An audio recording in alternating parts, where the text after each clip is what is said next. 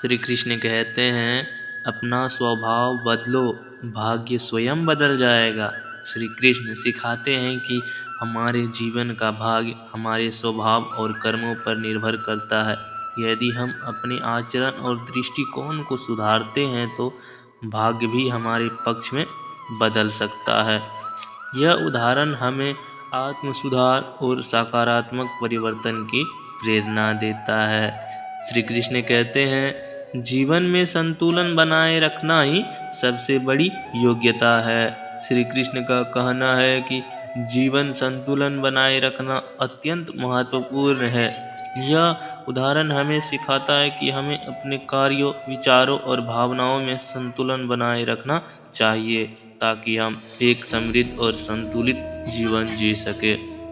श्री कृष्ण कहते हैं, सच्चा योगी वही है जो हर परिस्थिति में समान रहता है। श्री कृष्ण बताते हैं कि सच्चा योगी वह है जो सुख और दुख, लाभ और हानि और प्रशंसा और आलोचना में समान रहता है। यह उदाहरण हमें स्थिरता और संतुलन की महत्वता को समझाता है और हमें हर परिस्थिति में समान भाव रखने के लिए प्रेरित करता है।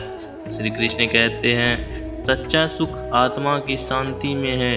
श्री कृष्ण हमें सिखाते हैं कि सच्चा सुख बाहरी चीज़ों में नहीं बल्कि आत्मा की शांति में है। यह उदाहरण हमें आंतरिक शांति और संतोष की खोज के लिए प्रेरित करता है, जो जीवन में सच्चा सुख प्राप्त करने का मार्ग है। श्री कृष्ण कहते हैं, मनुष्य अपने विचारों से महान बनता है। यह उदाहरण हमें बताता है कि हमारे विचार ही हमें महान बनाते हैं। सकारात्मक और उच्च विचार हमें सफलता और महानता की ओर ले जाते हैं। श्री कृष्ण हमें अपने विचारों को सकारात्मक और उच्च रखने के लिए प्रेरित करते हैं। श्री कृष्ण कहते हैं, ज्ञान सबसे बड़ा धन है जो बांटने से बढ़ता है। श्री कृष्ण का कहना है कि ज्ञान सबसे बड़ा धन है और इसे बांटने से यह और बढ़ता है। यह उदाहरण हमें ज्ञान प्राप्त करने और उसे दूसरों के साथ साझा करने के लिए प्रेरित करता है, जिससे हम समाज और बेहतर बना सकते हैं। श्री कृष्ण कहते हैं, अहंकार ही मनुष्य का सबसे बड़ा शत्रु है। श्री कृष्ण बताते हैं कि अहंकार मनुष्य का सबसे बड़ा शत्रु है। यह उदाहरण हमें विनम्र और सच्चे बने रहने के लिए प्रेरित करता है और हमें अपने अहंकार पर नियंत्रण रखने की शिक्षा देता है। श्री कृष्ण कहते हैं, सत्य की राह पर चलना कठिन है, लेकिन यही सच्ची विजय का मार्ग है। श्री कृष्ण सिखाते हैं कि सत्य की राह पर चलना आसान नहीं है, लेकिन यही सच्ची विजय और सफलता का मार्ग है। यह उदाहरण हमें सत्य के मार्ग पर अडिग रहने के लिए प्रेरित करता है, चाहे कितने भी कठिनाइयाँ क्यों न आए। दूसरों की सेवा ही सच्ची भक्ति है। श्री कृष्ण कहते हैं कि दूसरों की सेवा करना ही सच्ची भक्ति है। यह उदाहरण हमें निस्वार्थ सेवा और परोपकार के महत्व को समझाता है और हमें दूसरों की भलाई के लिए काम करने के लिए प्रेरित करता है। विनम्रता सबसे बड़ी शक्ति है। श्री कृष्ण बताते हैं कि विनम्रता सबसे बड़ी शक्ति है। यह उदाहरण हमें विनम्र बने रहने और अपनी सफलता और उपलब्धियों में अहंकार न करने के लिए प्रेरित करता है। जो व्यक्ति अपने मन को नियंत्रित करता है वही सच्चा योगी है। श्री कृष्ण का कहना है कि जो व्यक्ति अपने मन को नियंत्रित करता है वही सच्चा योगी है। यह उदाहरण हमें आत्मनियंत्रण और आत्म की शक्ति प्राप्त करने के लिए प्रेरित करता है। धर्म का पालन करना ही सच्चा कर्तव्य है। श्री कृष्ण सिखाते हैं कि धर्म का पालन करना हमारा सबसे बड़ा कर्तव्य है।